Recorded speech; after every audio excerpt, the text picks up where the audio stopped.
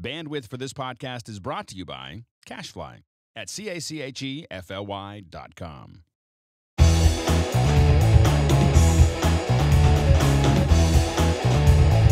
Hi, everyone. Welcome back to Mac Break Work, and I am here again with Rich Harrington. Howdy. Hey, Rich. And we're talking about numbers. We're talking about the calculations, budgets, exciting things. Well, budgets lead to money, and money leads to exciting things.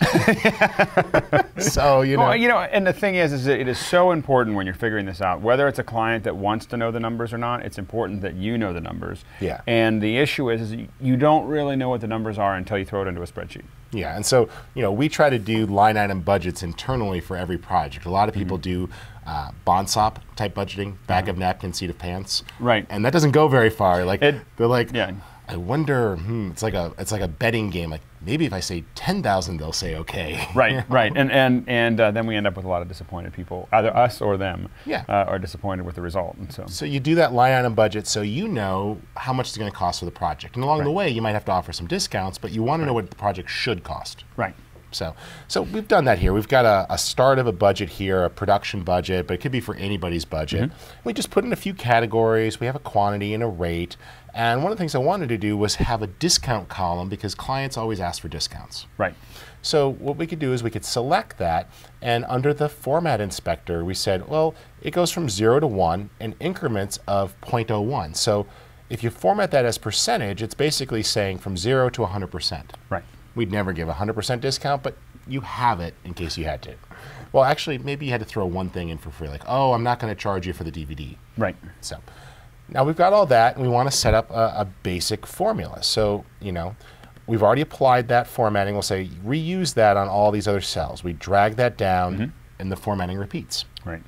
And so the total here is pretty simple. We say, well, it's going to be equal to, and I'm going to use a parentheses because I want to do two separate calculations together. And this is something a lot of people who get started in numbers don't know about. But like any of the old algebra, and we're applying algebra now, so we're having two separate things going on at the same time. So in the first parenthesis, we're going to say, take the quantity and multiply that by the rate. And that's going to give you that first number. Right. And then we say, multiply that by the discount amount. But if the discount amount was 10%, we wouldn't want to multiply by 10%. That would give them something a little bit more than we wanted to give them. A 90% discount. Right, exactly. So it's really 1 minus the discount amount in that parentheses. So, pretty simple, and we could say, okay, they want 5 hours of this first thing. Right. 5 times 200 with 0 discount is $1,000. But if we gave them a 10% discount, you would see that that would go down to 900. And the thing is that it'd be tempting to try to just, you can do that by hand, but by having the computer do it, it's going to be more accurate and obviously a lot faster. And I find a lot of times with discounts, you get your initial number and then you either have a reality target or the client shares with you, well, we're trying to do the project for about this price. Right. And you go back and you look at your budget and say, well, where could I discount or where can I trim? Right. But now we want to reuse that. So we'll just drag right down and it reuses that formula. Right. And now I always recommend before you save your master template, just down arrow through and make sure that every formula is right. And the way you know that is because of these colors, because it's saying this one, the one that you're looking at is dependent on these other ones. Yeah, like if the colors were up here, that'd be a problem. And sometimes I've seen people start to add a cell or copy and paste, and it gets confusing. If you do need to add a cell, you could just click in here and say add row above or below, or the shortcut for that is option left or right arrow, up or down arrow, I should say. And then you could add another category. We'll just undo that. So now we got that, and we're just going to plug some numbers in for now. Pretend we knew what we were doing.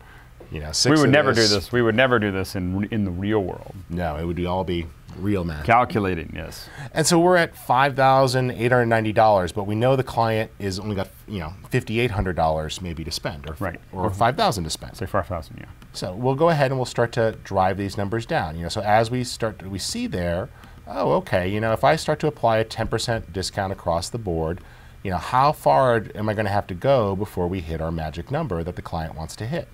And the good news is you could actually just type that number in. You don't have to use the slider. And I say, okay, I'm going through here, and is 10% going to get me there? And it's not.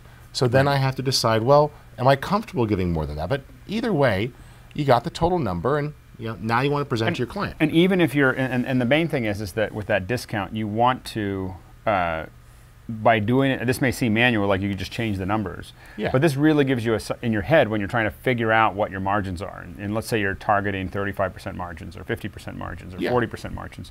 You know that you just cut a big chunk of that out of there, and you're doing that consciously rather than just kind of not knowing what you're getting, what you're not. Yeah, because if you know going in that you had to give a 15% discount, along the way, when the client sort of bends the rules or asks for something that isn't the budget, you're going to go, well, I don't have that much margin. I got to be a little more rigid here. Right. I was flexible at the beginning. Right. Now I have to be rigid. Right. Otherwise, I'm going to lose money on the job. Exactly. So you got this, and you want to give it to the client. You know, I don't like to give the client all the rates. Right. I don't publish my rate sheet. I say, tell me what you want. I'll tell you what it costs. Right. So what I usually do is I'll just duplicate that and select everything. And when you do that, you could say, okay, select all, copy, and then you just choose paste values, which keeps all the formatting. Right. But it gets rid of all the formulas. So it's disconnected everything. Yeah, like you see here, there's no formula. It's just the actual number. So we could say, well, that's great. You know, let's hide the discount amount. I'll just hide that column. And let's go ahead and hide the, you know, or we could even delete the column there if we needed to. And I'll just clear these numbers out. You know, and I still have the total. Right. And it's like a purchase order. They're getting 5 of this, 10 of this. Yep.